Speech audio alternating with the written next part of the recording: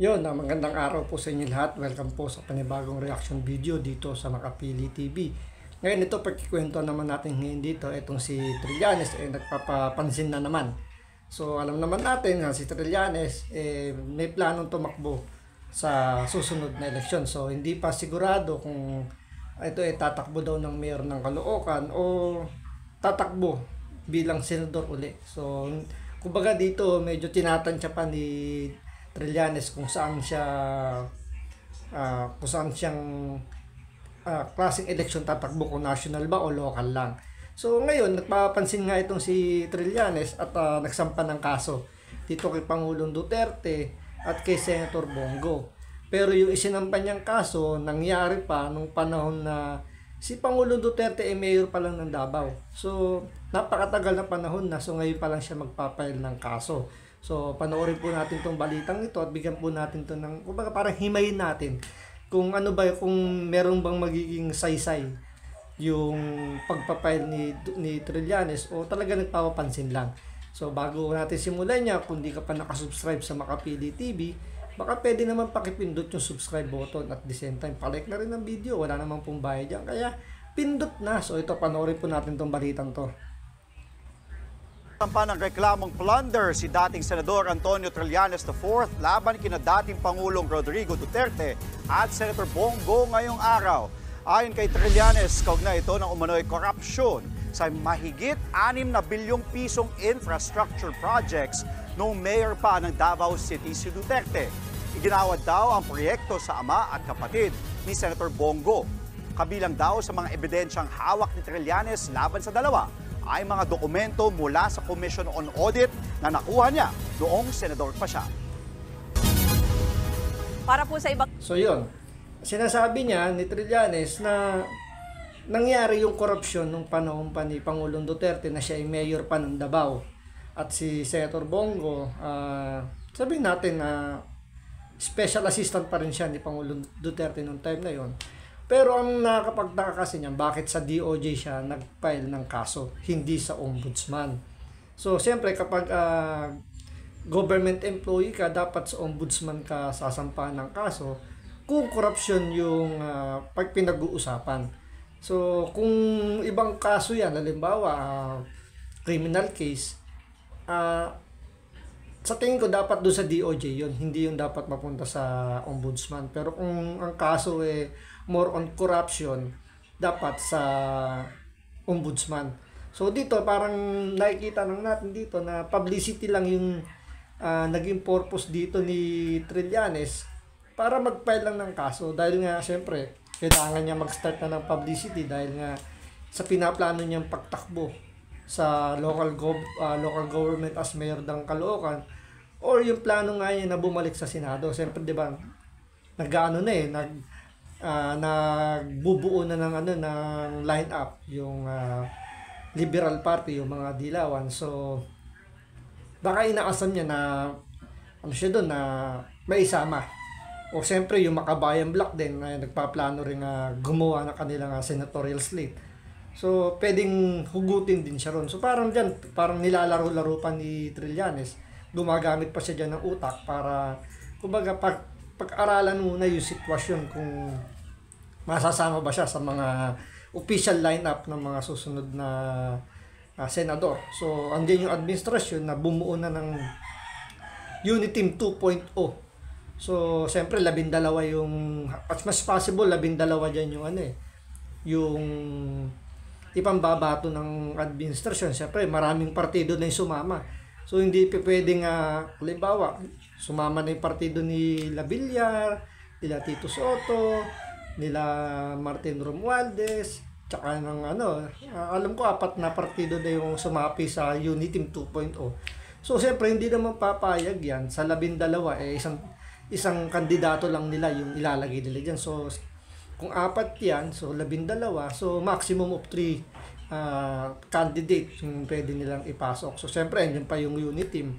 So pero may mga kanya-kanyang manok yan. So siyempre andyan yung hindi pwedeng walang mapapasok na bata nila dyan sa senatorial lineup. Kasi yung statement ni BP Sara na 3 Duterte yung papasok sa Senado, yung tatakbo ba, malaki yung chance kasi manalo. So kung sa 12 na upuan sa Senado na mababakante, makukuha ng 3 Duterte, so may 9 na lang na matitira.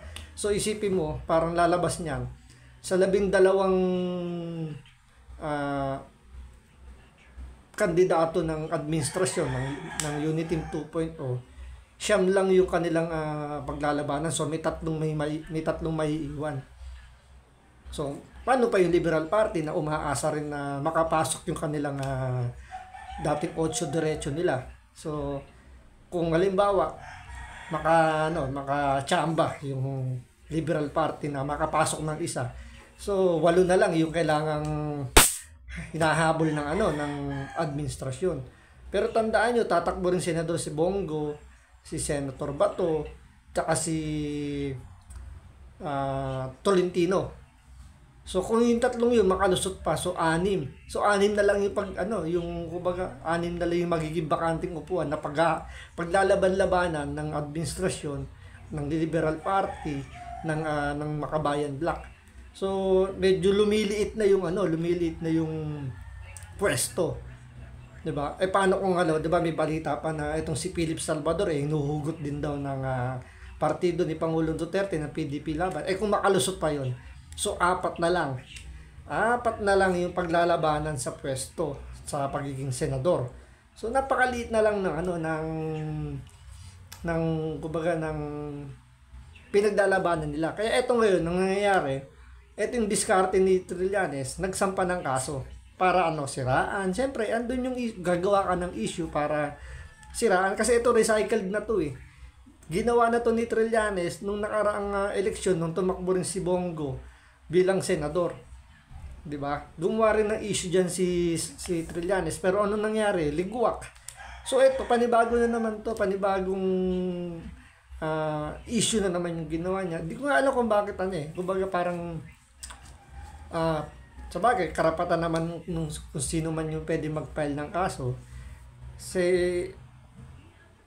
kahit halatang halata ng paninira yan, pero ang ending din niya, madidismiss din yan eh. So, mabaliwala rin kasi unang-una, para po sa akin, mali yung pagkakapile ng kaso. Yung plunder case na yan is corruption yan. Ang pagkakalam ko, dapat ombudsman yan. Pero ang ginawa niya sa DOJ niya pinasok. Siyempre, since DOJ ang hahawak, pwede nilang i-mekos-mekos yan. Siyempre, under administration yan eh. So, yung administrasyon, alam naman natin na kinakalaban din ng Duterte. So, pwedeng pagbigyan niya ng DOJ. So, pwedeng mabigyan ng probable cause yan. Pwede rin, alam niyo yun, pwedeng maglabas din ng statement ng gobyerno against mga Duterte. So, magaling din yung naging diskarte rito ni Trillanes na, kumbaga, kung sa ombudsman, malamang sa malamang mag-dismiss. Dito sa DOJ, malamang sa malamang, medyo katigan to. Dahil siyempre kalaban ng administrasyon itong mga Duterte. So, malaki yung posibilidad na bigyan din kumbaga parang bigyan ng bigat yung aligasyon ni Trillanes. So, tuloy natin to. Ang detalye, makakausap natin si dating Senador Antonio Trillanes. Magandang umaga po sa inyo, Senator Trillanes. Magandang umaga po sa inyo, Ms. Ruth, at sa ating mga viewers. Bigyan po kami ng detalye tungkol dito sa mga isasampan yung kaso. Ano bang mga proyekto ang involved dyan? At ano itong sinasabi yung mga dokumento na hawak nyo pong ebidensya? Itong plunder case na ipafile ko po laban kay dating Pangulong Duterte at kay Senator Bongo ay tungkol sa mga inaward nila na kontrata doon sa kumpanya ng tatay at kapatid ni Bongo na ang total po nito ay 6.6 billion. Bali, 180 plus contracts po ito. At ang gamit ko pong ebidensya dito ay mga COA documents, DPWH contracts, pati... Tingnan nyo, pansinin nyo yung hawak niyang dokumento na gagamitin yung ebidensya daw, galing mismo sa COA.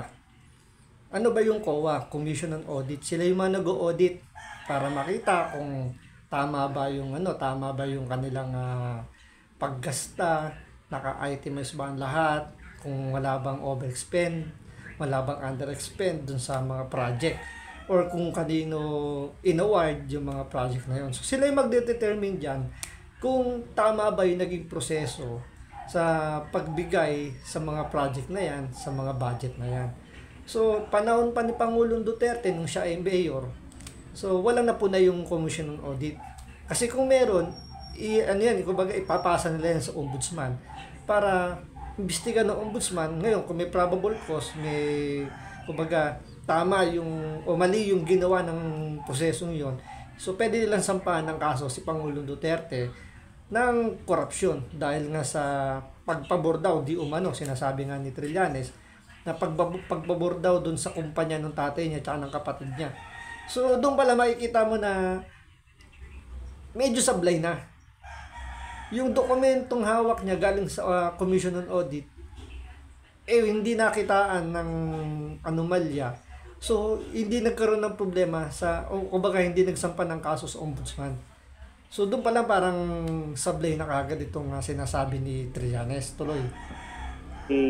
DTI documents po. Ano po yung nakikita nyo dito na hindi po naging maayos yung parang pagbibid ba nito, napaboran po itong pamilya ni Senator Bongo? Ano pong basehan ng Bawal po. Opo. Bawal po yun. According sa ating plunder law, pagka ginamit mo ang iyong posisyon para maka-corner ka ng mga kontrata sa gobyerno na ito ay pakikinabangan ng iyong pamilya, maliwanag po yung definition. Kaya wala po silang lusot po dito. So yun, sinasabi niya, yung ikinaso raw na na yung allegation niya na bawal daw sa plunder law, na bawal daw sa kamag-anak yung ginawang proseso na yun. Pero ang tanong doon, bakit kumbaga walang nakitang problema yung COA na supposedly dapat sila yung magsasampa ng kaso kung sakaling kumbaga may katotohanan yung sinasabi ni Trillanes na pinaboran daw di umano yung pamilya ni Bongo. Diba? Doon pa lang, kung halimbawa sa bidding pa lang kung nakita pa lang doon na in-award doon sa kamag-anak, makikita na agad ng COA yan.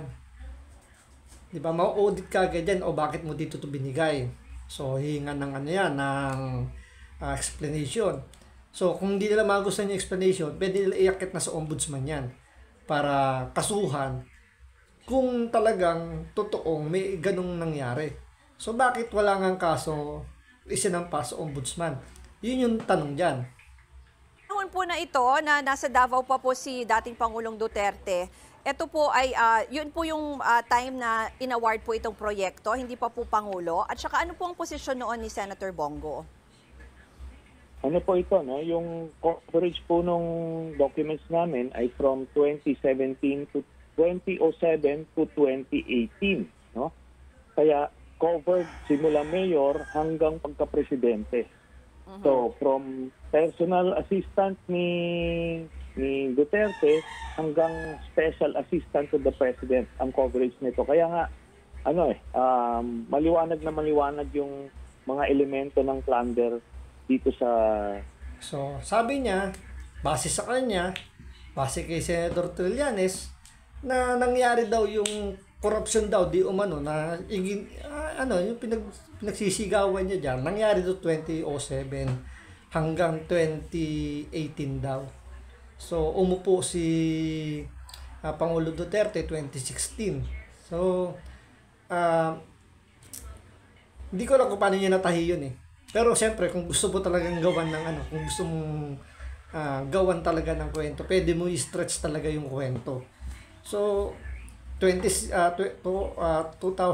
hanggang 2018. So, pero ang highlights niya lang yung pagiging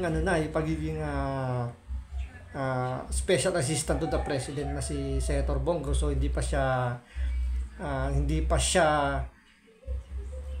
senador noon. So, tingnan natin hindi pa siya senador noon, kauupo pa lang halos ni Pangulong Duterte. So, kung may nangyaring ganong korupsyon ito, kung may nangyaring ganong korupsyon, for the sake of argument sa lang, sabihin natin gano'n nangyari. Bakit hindi nila yung ginamit nung panahong tumatakbo si Pangulong Duterte bilang presidente? Hindi nila hinukay yan.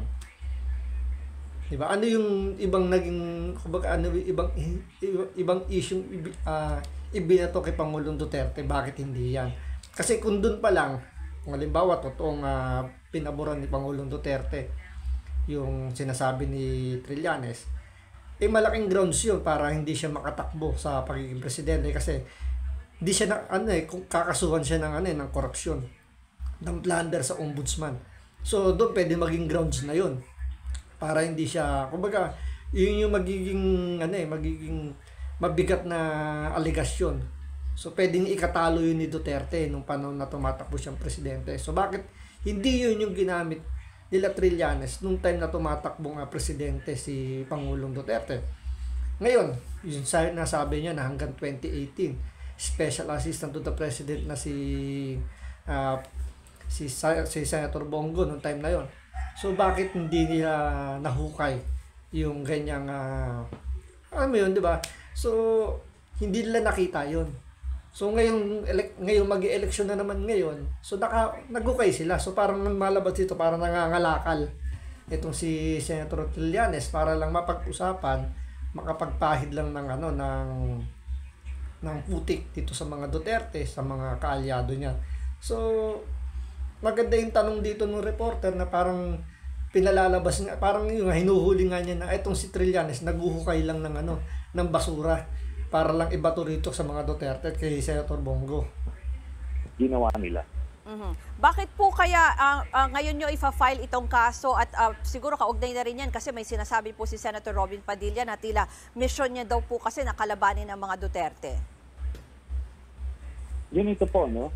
Nakalap ko po itong mga dokumentong ito nung ako ay patapos na sa Senado, kaya hindi na po nabigyan ng pansin. Tapos nung pandemic, ito ay nag-inventaryo kami ng mga dokumento sa aming opisina. Tapos ito po, na ilabas namin ito. Ngayon, hindi natin ma-file yung mga panahon pa nila, nung presidente pa si Duterte, dahil kontrolado niya yung hudikatura. Pero ngayon... Tingnan mo yung palusot niya, no? Nung patapos na raw siya, doon lang nahukay yung basura na yan. Yung basura na ikinakalat niya ngayon, na sinasabi niya na kaya hindi daw, ginamit pa niya yung pandemic na doon lang daw nila nahukay yung mga basura na yon. Tapos, kaya raw hindi nila ma-file nung panahon ni Pangulong Duterte dahil kontrolado daw niya yung justice system, which is parang hindi naman yata totoo. Na yung Kongreso nga, 'di ba, hindi nga niya pinakikialaman na nag-aaway-away na nga doon para sa pagiging House Speaker. Hindi siya nakialam. Kahit nga yung sa Senado, hindi siya nakialam doon. 'Di ba, may mga time nga na binabanatan pa siya ni Tito Soto bilang Senate President nung time na 'yon. Hindi siya nakialam. Tapos sasabihin niya itong judiciary natin kontrolado niya. Hindi naman siya nag-appoint doon sa mga Supreme Court justices doon. Wala naman siya ina-appoint nung time na 'yon to. 2 taon pa lang si Pangulong Duterte. So ang mga naka-appoint doon ang naglagay si Pinoy, which is niya 'yon. Bossing niya, 'di ba? Siya nga yung nilagay na backdoor channeling negotiator. So ibig sabihin bossing niya si Pinoy. So ibig sabihin si Pinoy ang naglagay ng mga supreme judge diyan sa Supreme Court. So paano niya nasabi na kontrolado ni Duterte yung justice system natin? 'Di ba, contradicting yung sinasabi niya na si Pinoy nag-appoint sa mga tao doon sa mga judge doon So paano makokontrol ni Duterte 'yun? Unless kung nung pag-upo pa lang ni Duterte, pinalitan niya lahat ng judge dun sa Supreme Court, pwede mong sabihin na kontrolado niya yung justice system, yung judiciary. Since galing kay Pinoy yung mga nakapwesto ron, so pwede niyang bulungan si Pinoy. Uy, Pinoy, magsasampa tayo ng kaso rito kay Duterte. Ito yung mga nahukay kong basura. Kausapin mo yung mga justices na in-appoint mo. Hindi naman yan hawak ni Duterte. So pwedeng gawin yun. Pero hindi niya ginawa kasi nakaupo na si Duterte, wala na siya makukuha dun So ginamit niya yung ganyang estilo. Nung tumakbo na si Senator Bongo bilang senador, humukay siya ng mga basura. So ngayon ito, tatakbo na namang senador si Bongo, humukay na naman siya at ito ang kanyang palusot. Hindi niya maisampa yung kaso dati dahil kontrolado daw ni Duterte yung judiciary natin. Po, nakikita natin na hindi po pinapakialaman ni Presidente Marcos ang judikatura as it should be. Kaya nakikita natin na napapanahon. Di ba dito parang kita nyo naman sumisip-sip pa kay Marcos na hindi raw nakikialam si Marcos sa judiciary natin. Parang wala nga pakialam si Bongbong Marcos sa lahat eh. Parang may may sariling mundo eh. Nahayaan nga lang niya magsalita yung kanyang mga kumbaga gumawa ng diskarte yung kanyang mga secretary. Hindi nga niya kumbaga yun yung pinaka naging niya parang policy niya na kaya nga siya kumuha ng mga secretary sa mga department para sila na gumawa ng trabaho. So pinababayaan niya. So isipin nyo judiciary pakikialamanan ni Bongbong Marcos wala nga siyang alam sa batas, hindi naman siya abogado. Unlike kay Pangulong Duterte, alam niya abogado siya, alam niya kung asan yung boundary niya, alam niya kung ano yung pinaka ano yung kalakaran dyan. So etong si Bongbong Marcos, siyempre hindi makikialam sa justice system yan dahil hindi naman niya alam kung paano paikutin yan eh. Di ba sinasabi nga nila dyan na ito nga walang pakialam si Marcos yung mga sekretary niya kanya-kanyang diskarte. So napaka-contradicting na sinasabi ni Trillanes Na i-file ito ngayon. Ngayon yung tungkol dun sa sinasabi ni Senator Padilla na mission ko yung kalabanan yung mga Duterte, hindi pa po sila kasi napapanagot, no? Kamali, kailangan po natin panagutin sila. Maraming mga ginawang kamalian ang mga Duterte nung sila ay nasa pwesto. Kaya ito po, isa-isa lumalabas. Yung sa EJ case, yung involvement nila sa illegal na droga, at itong mga korupsyon. Huli na tingnan mo. Kung ano yung mga hinuhukay nila na ibinabato sa mga Duterte. Andyan yung droga daw, EJK, kung ano pa. Pero ang tanong dyan, may nakasampa bang kaso? Dito sa Pilipinas sa mga korte sa Pilipinas, may nakasampa bang kaso kay Pangulong Duterte? Wala naman nakasampa. Saan sila nagsampa? Sa ICC. Na hindi naman ino-honor yan dahil nga mga foreign national lang hahawak ng kaso na yan. Nangyari yung aligasyon nila dito sa Pilipinas. At sasabihin nila, wala raw, kumbaga hindi gumagana raw yung justice system natin. Nakalaya nga si De Lima. So, ibig sabihin, gumagana yung justice system natin. Sila lang ang nagsasabing hindi gumagana dahil hindi pumapabor sa kanila. Pero, kung titingnan nyo naman, gumagana. Diba? Nakalaya nga si De Lima. Kahit nga si De Lima, pinapalagay niya yung sinasabi ni Marcos na gumagana yung justice system dahil nakalaya siya. Which is may naman, diba, excuse. Totoo naman na mabagal lang talaga yung pag-usad pero gumagana. Diba? Isampan nyo muna yung kaso. Yan nga yung hamon ni Pangulong Duterte. Isampan nyo yung kaso dito sa Pilipinas. Para dito siya harapin sa ICC na yan. lang po, Senator, dahil kasama na rin namin kayo, no? Tanong na lang namin kung final na po ba itong desisyon nyo na tumakbo for a mayoralty post sa Caloocan, local post in 2025? Wala pa po tayo dyan. Doon po papunta pero mag-a-announce po ako at the proper time. Siguro Tingnan nyo, hindi niya masagot yung tanong kung desidido na siyang tumakbo na mayor ng Caloocan. Kasi paano gumagamit pa siya ng konting utak dito. Pinag-aaralan niya muna yung sitwasyon. Ngayon, siyempre titingnan niya muna. Meron bang partidong kukuha sa kanya? Kasi yung ibang partido alam na ito nangangagat to kapag hindi siya napaboran. So siyempre medyo magdadalawang isip na.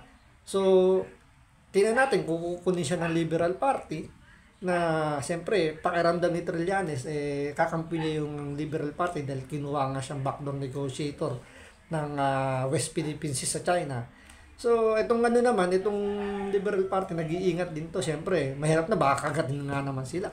So, siyempre, itong administrasyon naman, medyo may mga kanya-kanya mga manok-manok na yan. Gaya nga na sinabi ko kanina, di ba? tatlong Duterte papasok sa tatakbong bilang senador. Kung lumusot dyan, di tatlo. Tatakbo si Bongo, si Bato, tsaka si Tolentino. Kung lumusot silang tatlo rin, anim na sila. Andyan pa si Philip Salvador na kaargahin ng mga Duterte tsaka ng PDP laban. Kung lumusot din yan, di 7. 5 na lang yung paglalaban ng upuan sa 12 bakante. So, andyan yung administrasyon. Ilan ang senatorial slate ng administrasyon? Malamang 12 yan dahil may 4 na partido na sumapi sa kanila. Yung kay Villar, yung kay Tito Soto, yung naka-CMD ni Arroyo na ngayon hawak na ni Romualdez, tsaka yung isa pa, yung parang yung kay Villapuerte. So isama mo pa yung administrasyon, so 5 sila dyan. So 5 na lang pinaglalabanan nila, 5 pwesto na lang yung pinaglalabanan, kung sakasakali lumusot yung 7, 5 yung partidong sasapi sa unit team 2.0. So tigisan na silang manok dyan na gusto nilang pumasok. 12 yung slate nila. Diba? Isang papupulutin to si Trillanes, saan siya pupwesto? Kung hindi siya kunin ng Liberal Party, hindi siya kunin ng Makabayan Black. Pero malamang Makabayan Black, baka pagtsagaan pa siya.